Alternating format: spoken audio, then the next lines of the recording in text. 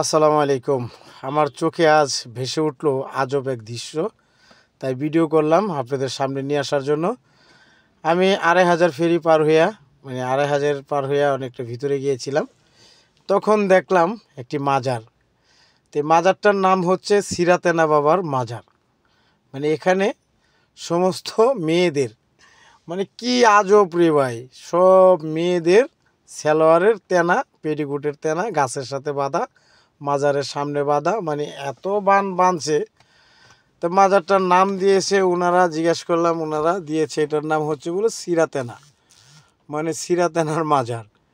এখানে যত এই দেখতেই পাচ্ছেন লাল, নীল, কালা, সাদা, যে যেরকম মনে চাচ্ছে। আয়না বাইন্দা ধুয়ে গেছে, পুরা ঘাসটা জুইরা, কবরটা জুইরা আবার সুন্দর করে সাজাইছে।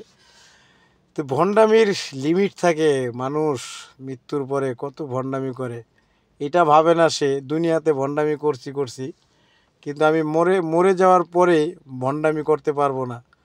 যিনি আমাকে সৃষ্টি করছে ওনার কাছে আমার হিসাব দিতে হবে।